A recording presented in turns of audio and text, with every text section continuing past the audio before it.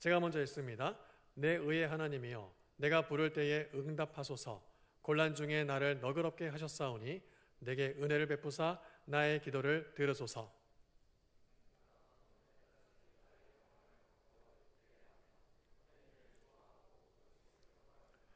여호와께서 자기를 위하여 경건한 자를 택하신 줄 너희가 알지어다. 내가 그를 부를 때에 여호와께서 들으시리로다.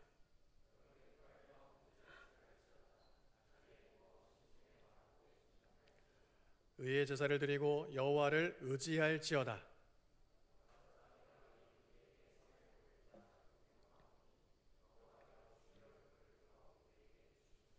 주께서 내 마음에 두신 기쁨은 그들의 곡식과 새 포도주가 풍성할 때보다 더하니이다. 내가 평안히 눕고 자기도 하리니 나를 안전히 살게 하시는 이는 오직 여호와이시니이다. 아멘. 우리가 지난주에 이 시편 4편 말씀을 함께 보면서 이 시편 4편이 기록되어져 있는 상황을 여러분들과 함께 나누었습니다. 다윗이 이 시편 4편을 기록을 했는데 이 시편 4편을 기록할 때의 다윗의 상황은 바로 아들 압살롬의 반란으로 왕궁을 떠나서 도피하는 신세 속에서 하나님 앞에 고백한, 기록한 시편이 바로 이 시편 4편입니다. 이러한 상황에 다윗의 심리 상태는 어땠을까요? 지난주 말씀드렸던 것처럼 억울하고 화도 나고 원통한 마음이 다윗에게 있었을 것입니다. 여러분, 사실 우리가 내 믿음이 어떠한 믿음인지를 알려면요, 평소에는 아무 일이 없을 때는 그 믿음이 어떤지가 잘 드러나지가 않습니다. 그래서 아무 일 없이 교회 다니고 예배 잘 드리면요, 주일 성수 잘하면요, 나는 왠지 믿음이 좋은 사람인 것 같은 착각을 할 때가 참 많습니다. 그러다가 어려움이 찾아오고 고난이 찾아오면서 내가 가진 믿음의 정체가 하나씩 마치 껍질이 벗겨지듯이 드러나는 거예요. 그래서 우리의 인생에 찾아오는 고난은 믿음의 바로미터라고 말할 수도 있습니다. 뭐라고요? 우리의 인생에 찾아오는 고난은 내 인생의 믿음의 바로미터다. 내 믿음이 어떤 믿음인지가 이 고난을 통해서 기준점을 잡고 드러나게 된다는 것입니다. 다윗은 이 고난의 상황에서 우리가 지난주에 살펴봤듯이 하나님을 향하여서 믿음의 두 가지 확신을 가지고 있었습니다. 어떤 확신이었습니까? 시편 4편 3절 말씀을 통해서 우리가 두 가지 확신을 살펴봤어요. 함께 말씀을 볼까요? 여호와께서 자기를 위하여 경건한 자를 택하신 줄을 너희가 알지어다. 하나님께서 자기 자신을 위해서 경건한 나를 택하셨다. 바로 부르심의 확신이었습니다. 그리고 하나님께서 자기 자신을 위해서 부르신 사람이 하나님 앞에 부르짖을 때에, 내가 그를 부를 때에 여호와께서 들으시리로다. 두 번째 어떤 확신이었습니까? 응답의 확신이었어요. 그래서 우리가 가지고 있는 이 믿음의 두 가지 확신, 부르심의 확신과 응답의 확신을 우리가 가지고 살아야 된다. 그러면서 우리의 삶 속에서 이 확신이 흔들리지 않도록 믿음을 분명히 하고 굳건히 해야 된다. 지난주에 함께 말씀을 나눴습니다. 자, 오늘은 이 다윗이 그렇다면은 정말 억울하고 화가 치밀어 오르고 아들에게 쫓겨다니는 신세가 되는 이러한 어려운 힘든 상황 속에서 어떻게 이 믿음의 두 가지 확신을 붙잡을 수 있었을까? 무엇이 다윗으로 하여금 절망과 고난의 상황에서 이 믿음의 확신을 갖도록 만들었는가를 함께 여러분들과 말씀을 통해 나누려고 합니다. 우리가 다윗의 믿음을 살펴보기 위해서는 다윗이 기록한 시편들이나 다윗의 행적들을 살펴보면 알 수 있을 것 같아요. 자, 그 가운데 오늘은 이 시편 23편을 가지고 다윗의 믿음이 어떻게 형성되었는지를 잠깐 살펴보고자 합니다. 여러분, 시편 23편 우리 잘 알고 있잖아요. 여호와는 나의 목자시니 내게 부족함이 없으리로다.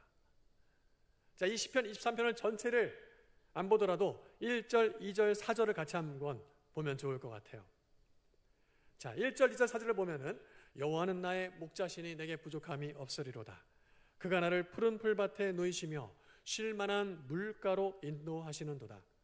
4절 같이 함께 한 목소리를 읽습니다. 내가 사망의 음침한 골짜기로 다닐지라도 해를 두려워하지 않을 것은 주께서 나와 함께 하심이라. 주의 지팡이와 막대기가 나를 안위하시나이다. 여러분, 우리 교회에 좀 오래 정도 다녔다고 하면은, 또 어릴 적부터 신앙생활 했다고 한다면은 이 시편 23편은 익히 잘 들어봤을 법한 말씀입니다. 신앙이 좋은 어떤 사람들은 이 시편 23편을 암송하면서 신앙생활을 하기도 합니다. 다윗은 어릴 적부터 목동의 직업을 가지고 생활을 했어요. 그러다 보니까 양떼를 치는 데 있어서 이 목자의 역할이 얼마나 중요한지를 이 다윗은 그 누구보다도 잘 알고 있었습니다. 그런데 이 목동으로서 양떼를 돌보다 보니까 깨달음이 온 거예요. 양떼로서, 목자로서. 정신 차리세요? 자, 양떼로서가 아니라 목자로서 양떼를 돌보다 보니까 깨달음이 왔어요. 어떤 깨달음입니까? 야, 우리도, 내가 양떼를 보니까 이 양떼처럼 우리도 정말 연약한 존재구나. 그래서 목자라는 존재가 우리 안에, 우리에게 너무나 필요하구나. 그렇게 생각하다 보니까 누가 우리의 인생의 진정한 목자이시다?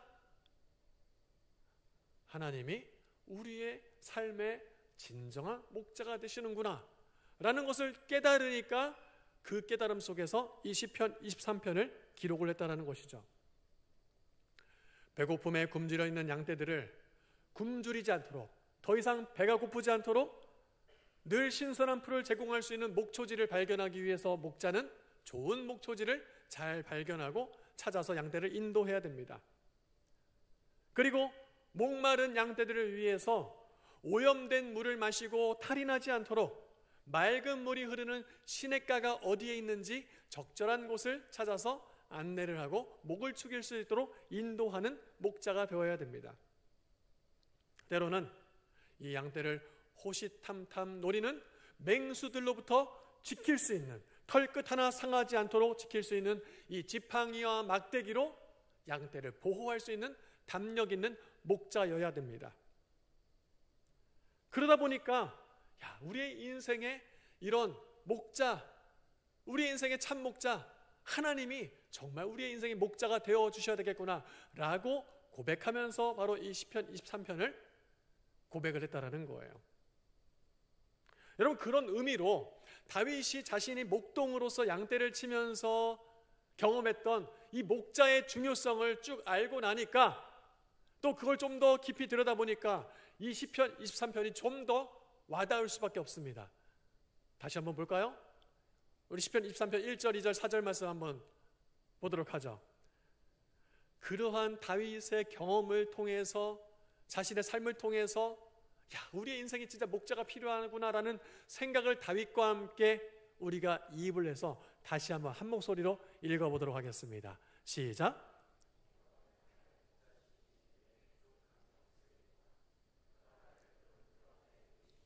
쉴만한 물가로 인도하시는 도다. 내가 사망의 음침한 골짜기로 다닐지라도 해를 두려워하지 않을 것은 주께서 나와 함께 하심이라.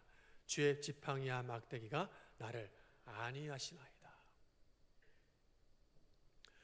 여러분, 처음에 좀 전에 읽었을 때보다 조금 더 진짜 우리 하나님이 우리의 인생의 목자가 되어주셔야 되는구나 라는 생각에 좀 더 몰입이 되십니까? 네, 한 6분 몰입이 되셨어요.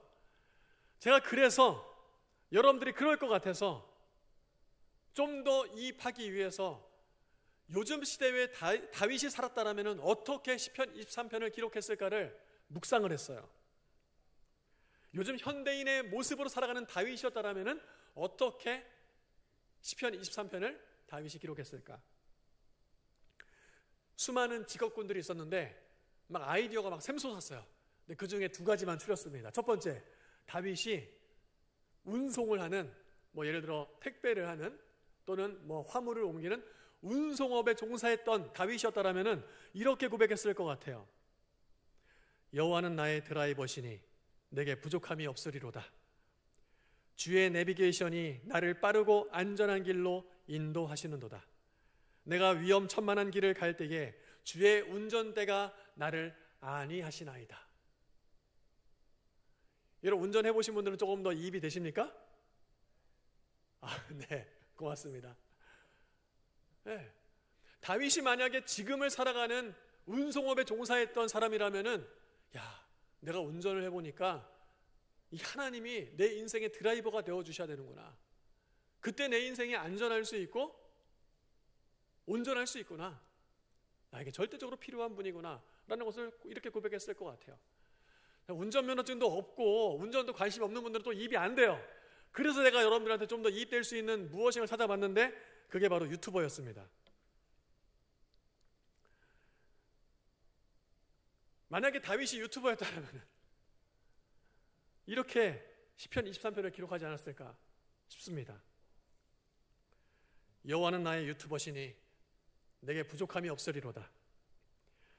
그가 나를 인기 컨텐츠로 인도하시며 내 채널을 실버 버튼과 골드 버튼으로 인도하시는도다. 유해하고 자극적인 컨텐츠가 넘칠지라도 내가 흔들리지 않을 것은 우리 주님의 구독과 좋아요가 나를 안위하시나이다.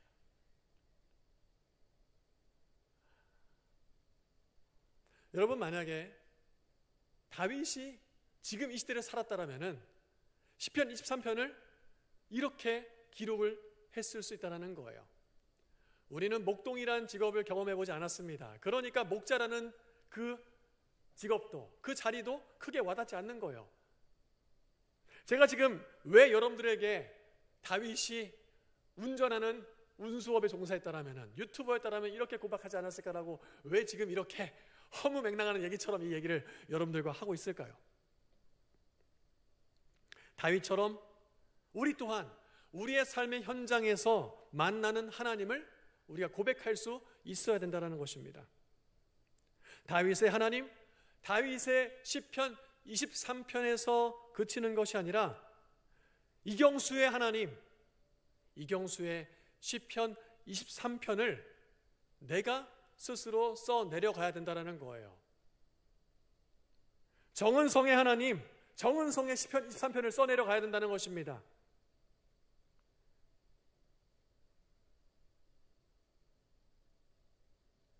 최현지의 하나님, 최현지의 시편 23편을 써내려가야 된다는 거예요. 자꾸 이렇게 앞에 있는 사람만 얘기하면 다음 주는 더 앞에 안 앉겠네요. 뒤에 있는 사람, 네, 더 이상 하지 않겠습니다. 여러분, 다윗의 시편만 보면서 시편 23편만 보는 것이 아니라 나의 삶의 현장에서 내가 만난 하나님을, 이경수의 시편 23편을 우리가 기록을 할 수 있어야 된다는 거예요. 그때 고난과 어려움이 찾아오더라도 우리의 믿음이 흔들리지 않을 수 있다는 것입니다. 나에게 고난이 찾아올 때 자꾸만 내 믿음이 흔들리고 불안하고 염려와 의심이 찾아올 때가 있어요. 그때마다 우리는 점검해야 됩니다. 무엇을 점검해야 됩니까? 이경수의 시편 23편을 내가 지금 놓치고 있는 건 아닌가? 나의 시편 23편을 내가 고백하지 못하고 있는 건 아닌가? 하나님 앞에 그런 신뢰가 없다면 다윗이 고백했던 이 부르심과 응답의 확신은 흔들릴 수밖에 없다라는 거예요. 확신이 있지만, 내가 믿음을 가지고 있지만 상황과 환경 때문에 흔들리면서 의심이 찾아오게 된다는 것입니다. 야고보서 1장 6절 말씀 보면은 그러한 우리의 상황과 환경에 이리저리 흔들리는 우리의 모습을 이렇게 기록하고 있습니다. 함께 볼까요? 오직 믿음으로 구하고 조금 더 의심하지 말라. 의심하는 자는 어떤 사람 같다? 마치 바람에 밀려 요동하는 바다 물결 같다라는 거예요. 여러분, 바람이 불면요, 물결입니다. 여러분 잘 알고 있죠? 파도가 일는 것은 바람이에요. 물결이 일는 것은 바람 때문에 그러는 거예요. 우리가 의심하며 살아갈 때에 환경 때문에, 상황 때문에 우리 삶이 이렇게 흔들리고 요동할 때 이런 의심이 찾아오면서 우리 안에 있는 이 믿음의 확신이 흔들리게 되고 이리저리 바람 따라서 물결 따라서 휘청인다라는 것입니다. 여러분 반드시 기억하십시오. 우리가 확신이 없고 믿음이 없어서 쓰러지는 것이 아닙니다. 내가 지금 확신이 없고 믿음이 없으니까 이렇게 작은 일에도 내가 쓰러지고 시험내에 빠지는구나가 아니라는 거예요.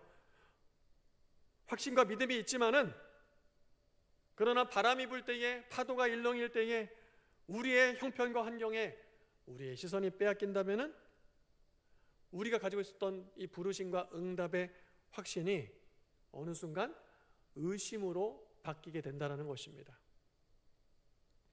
그리고 그것을 바로잡지 않으면요, 이리저리 휩쓸리다가 결국 우리는 넘어지고 자빠지고 쓰러지게 된다는 거예요. 다윗은 이처럼 어릴 적부터 자신의 삶 속에서 만나고 경험한 그 하나님에 대한 신뢰를 쌓아왔습니다. 목동 시절에 양떼에게 목자가 얼마나 중요한 역할을 하는지를 몸소 체험을 했습니다. 그러면서 목자이신 하나님을 고백했어요. 시편 23편에서만 고백한 게 아니라 저는 그 양떼를 돌보는 목자의 목동의 일을 하면서 수시로 저는 다윗이 하나님께 그렇게 고백했다고 생각이 돼요. 맹수들의 맹렬한 공격이 있을 때에 물맷돌 하나로 맹수를 물리쳤습니다. 그러면서 다윗은 보호하시는 하나님을 고백했을 거예요. 블레셋과의 전쟁 속에서 이스라엘 병사들이 벌벌벌 떨고 있을 때에 넘어설 수 없는 것처럼 큰 산처럼 보이는 골리앗이 앞에 놓여져 있을 때에 다윗은 자신이 붙잡았던 이 목자이신 하나님과 보호해 주시는 하나님을 믿고 자신이 늘 사용했던 물맷돌을 가지고 이 골리앗을 쓰러뜨리며 결국 이기게 하시는 하나님을 고백했습니다. 차근차근 우리의 삶을 통해서 관통하는 하나님을 향한 신뢰에서 비롯됐다라는 거예요. 갑자기 한 번에 이루어진 기적이 아니라는 것입니다. 밧세바를 범하는 죄를 저질렀을 때에, 그리고 이 죄를 은폐하기 위해서 다윗이 심지어 어떤 죄까지 저질렀습니까? 밧세바의 남편을, 그 충직한 장군을 암살했어요. 살인을 저질렀단 말이에요.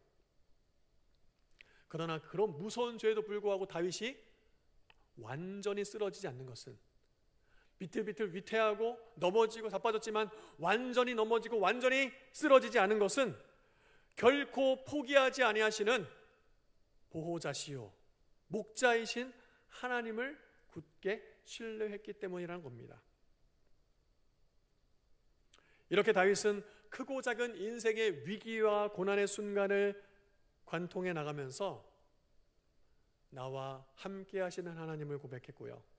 시간을 지날수록 그런 하나님에 대한 신뢰가 더 두텁게 쌓여져 갔다는 것입니다. 제가 대광교회 청년부에 부임한 지 이제 2달 하고 한 주 정도가 됐습니다. 저와 여러분들과의 사이에서도 이제 조금 신뢰가 생긴 것 같아요. 네, 생긴 것 같아요.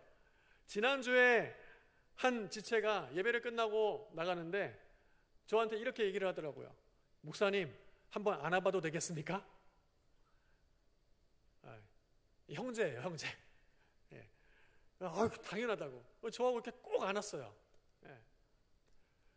제가 모름지게 생각해 볼 때에 2달 전과 지금의 저와 여러분들은 조금 더 신뢰가 생긴 것 같아요. 이게 바로 관계라는 것입니다. 여러분 기억나십니까? 제가 첫 주 설교를 하면서 우리 공동체 안에서 목사가 누군가와 만남을 하게 됐다면, 어떤 약속을 하겠다면 그 약속을 이루어가는, 지키려고 하는 그 약속을 통해서 신뢰가 형성이 되고 그게 공동체의 중요한 요소가 된다고요. 하나님과 우리와의 관계도 마찬가지라는 거예요. 우리의 인생에 있어서 이 하나님과의 신뢰관계가 크고 작은 사건들을 대하는 우리의 자세를 통해서, 태도를 통해서 그 관계가, 신뢰가 두터워질 때 우리 인생에 커다란 어려움이 찾아오더라도 우리는 우리가 고백하는 하나님으로 인해서 이 시편 4편처럼 하나님 앞에 담대하게 우리의 믿음을 고백할 수 있게 된다는 것입니다. 혈육의 배신과 반란에서도 인생의 커다란 위기 속에서도 흔들림 없는 믿음의 확신을 가질 수 있다는 거예요. 여러분들에게 질문을 던집니다. 여러분들은 삶의 자리에서 얼마나 하나님을 나의 하나님으로 고백하고 있습니까? 크고 작은 일들 속에서 하나님과 얼마나 깊은 신뢰를 두텁게 쌓아가고 있습니까? 히브리서 12장 2절 말씀에 보면은 히브리서 기자는 이렇게 고백합니다.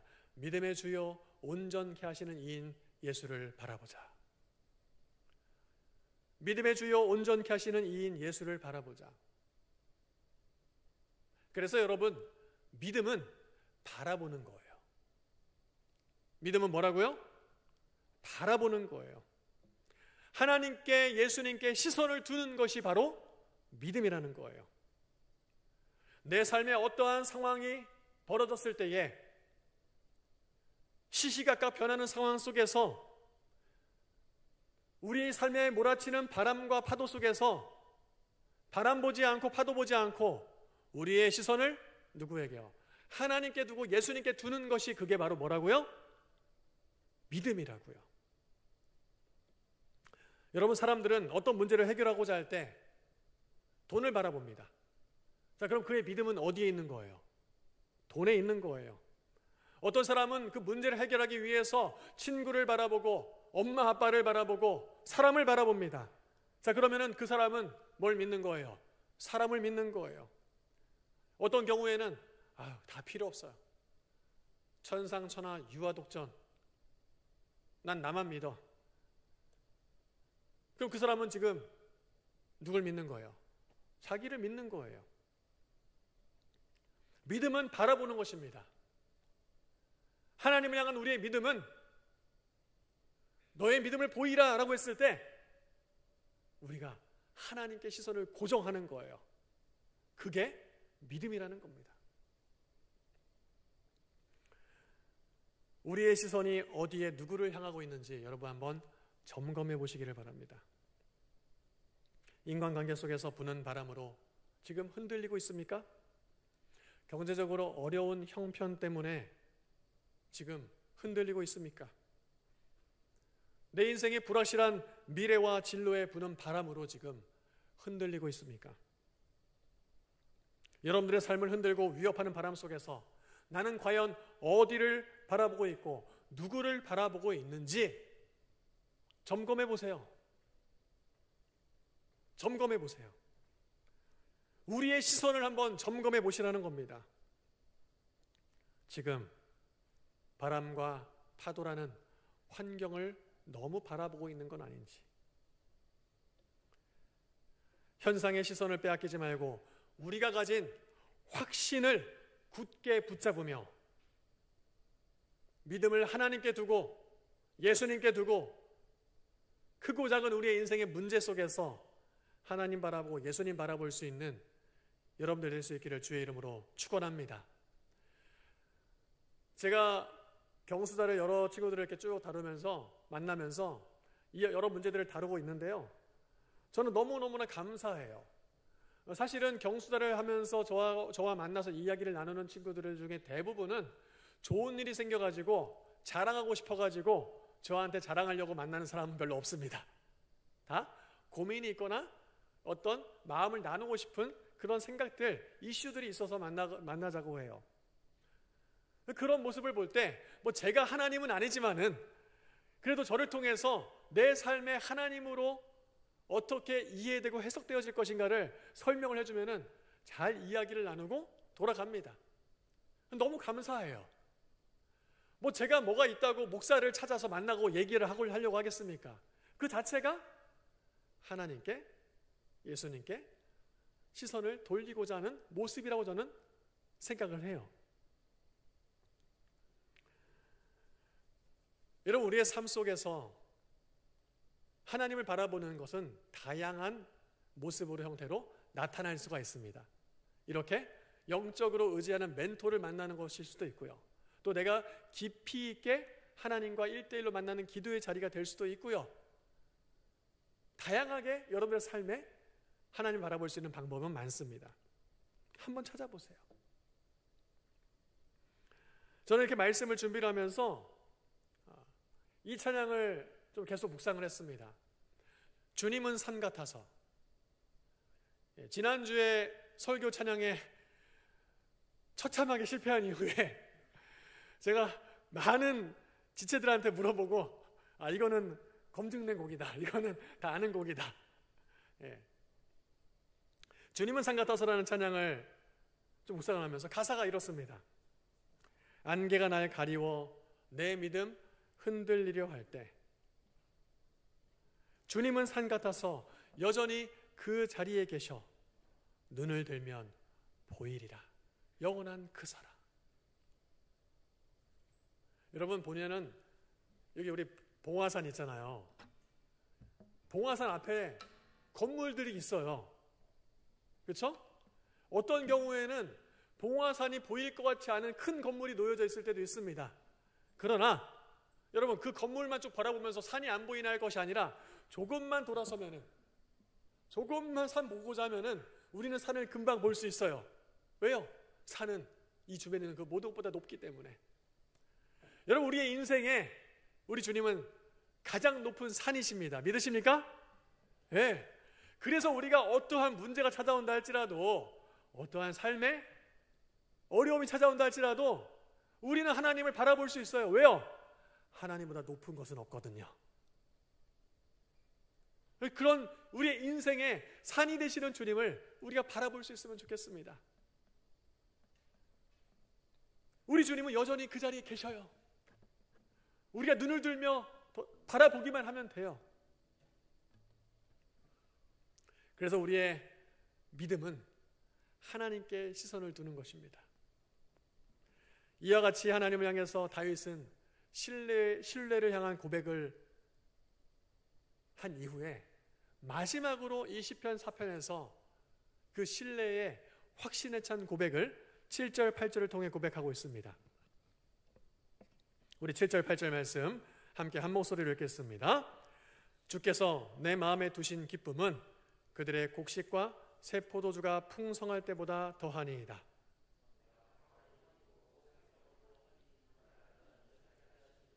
오직 여호와이시니이다. 아멘. 그래요. 아멘이에요. 지금 우리가 지난주와 이번 주에 이 시편 4편을 살펴봤는데 이 시편 4편의 7절 8절까지 오는 동안에 문제가 해결됐습니까? 다윗의 문제가 해결됐어요? 아니에요. 상황과 환경은 그대로예요. 변하지 않았어요. 근데 다윗은 달라진 것처럼 지금 고백하고 있어요. 주께서 내 마음에 두신 기쁨은, 기뻐할 수 없는 상황인데 내 마음에 기쁨을 두셨다라고 고백하고 있습니다. 그들의 나를 지금 핍박하고 내몰고 나를 잡아먹으려고 하는 원수들이, 세상 사람들이 곡식과 새 포도주, 이 세상에 있는 것으로 권력과 권좌와 명예와 힘, 돈, 그 모든 것이 풍성할 때보다 더하니이다. 내가 평안히 눕고 자기도 하리니 나를 안전히 살게 하시는 이는 오직 여호와이시니이다.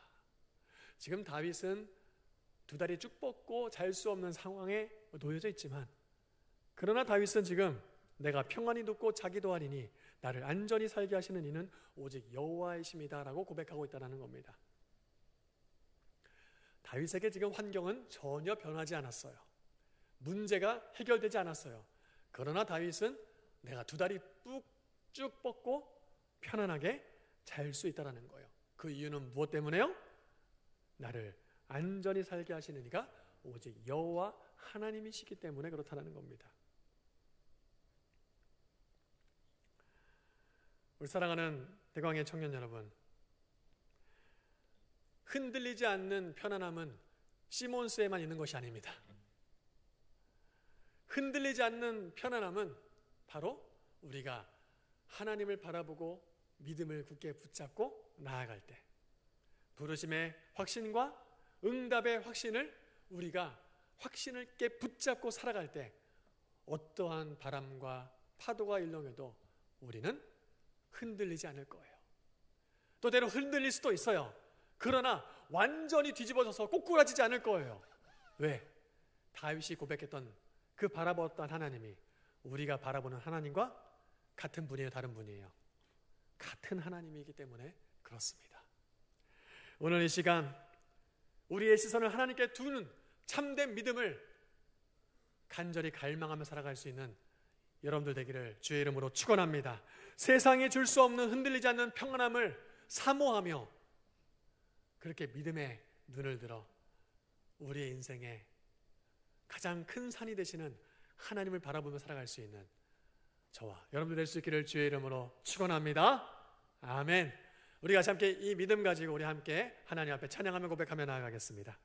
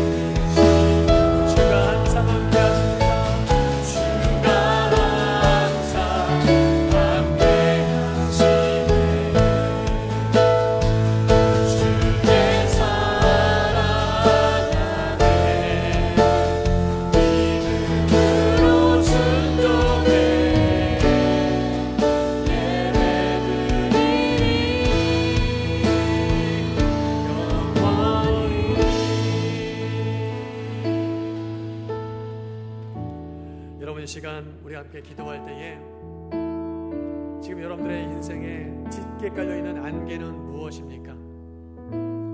지금 여러분들의 마음을 번민케 하고 억울하게 하고 속상하게 하고 이해되지 않게끔 하는 내 삶에 불어오는 바람은 무엇이고 거기에 따라 출렁이는 파도는 무엇입니까? 이 시간 하나님 앞에 하나님 바람 바라보지 않게 하시고 파도 바라보지 않게 하시고 가장 내 인생의 큰 산인 하나님께 내 시선을 고정하게 하여 주옵소서. 그렇게 믿음 갖고 살아가는, 그래서 어떠한 바람이 분다 할지라도 흔들리지 않는 영적인 견고한 평안함을 누릴 수 있는 그런 믿음 갖고 다윗처럼 고백할 수 있는, 다윗의 시편 23편을 나의 시편 23편으로 써내려갈 수 있는 하나님 백성 되게 하여 주옵소서. 지금 여러분들의 마음 가운데 무거운 짐을 주님 앞에 내려놓고 간절한 마음으로 우리 하나님 앞에 함께 기도하며 나가겠습니다. 함께 기도합니다.